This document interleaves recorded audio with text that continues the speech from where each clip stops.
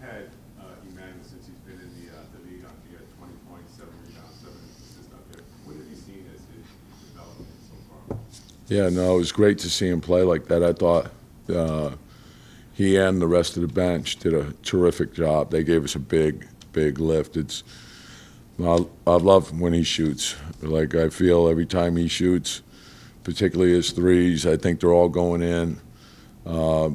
He puts a lot of pressure on the defense. He got us playing fast. Obi was terrific. Derek was terrific. Isaiah, Cam gave our bench really.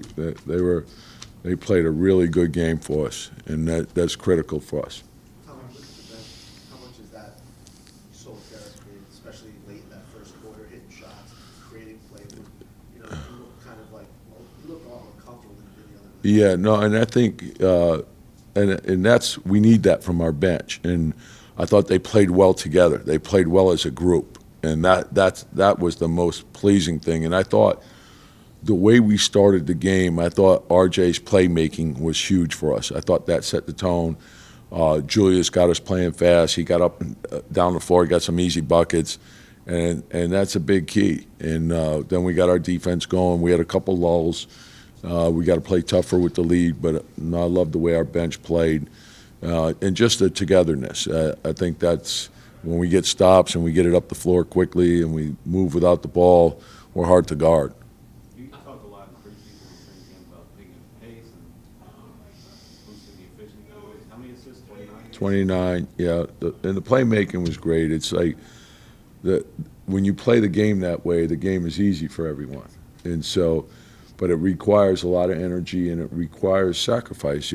It's not just playing fast and you don't want to take reckless shots, but you got to move without the ball and you got to move with pace. And so getting it up fast is the initial part, but creating the movement is the secondary part that's equally important. And then when we put it down and we drive the ball, attack the rim. And then when the defense does collapse, read the defense. If you got an angle to the basket and you're one-on-one, go. If the second and third defender comes, spray. And when you do that, oftentimes it's drive, pass, and you got a great rhythm three.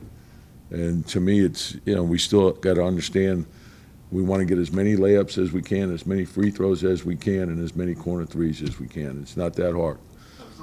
Why did you, after last year, why was it important for you to try to play faster? I think you have to study your team, right? And so there were a lot of factors that went into what we had last year, just like the first year. And so whatever gives you the best chance to win, that's what you're going to do. So we were down both our point guards last year.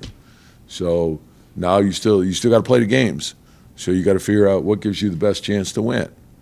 And then by the end of the year, I thought we had a pretty good idea how we would have to play.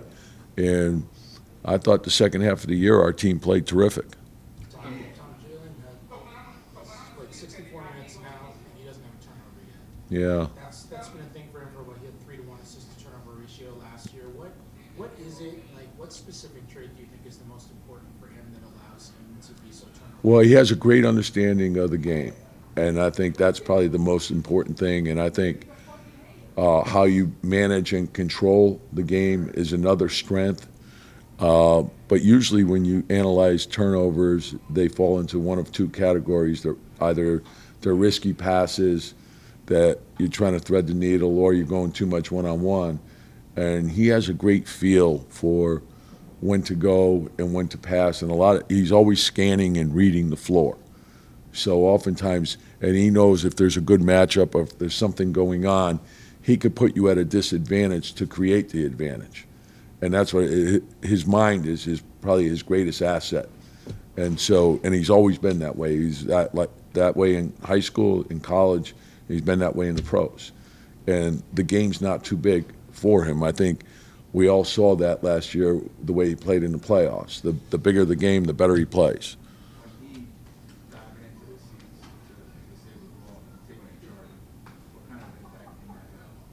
Well, I think all those hustle plays do nothing but unite and inspire your team. I think when we got our defense going, we got some turnovers, and we got into the open floor, it snowballs, and then everyone's energized off of that. So anytime we get a charge, get a loose ball, get a steal, your teammates will always recognize when you're giving yourself up for the team.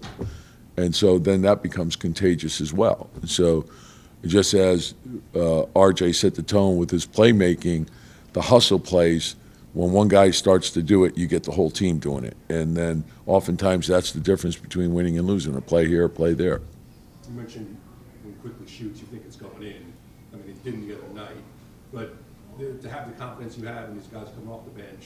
Yeah, I see the work that they put into it, so that's what, I think your confidence comes from your preparation. These guys put a lot of extra time into shooting. So when, like, Quick is open, I want him shooting. He hesitated on one at the end, and, like, I never want to see him hesitate. When he shoots and he's open, I feel good about that. Same thing with Obi. Like, he shot his first shot and he kept shooting, and I love that. And I love the way he played. And then his energy got him going. His energy is infectious. It's great for our team. He played a terrific all-around game for us. I actually saw you threw off your hands on that possession. You scored anyway. Derek hit the shot. But will you go back and tell him quickly, why don't you shoot that? Or will he know next time he's... Yeah, he knows. Trust me. But it was great to see him play like that. Our bench, I want to make sure we build off that.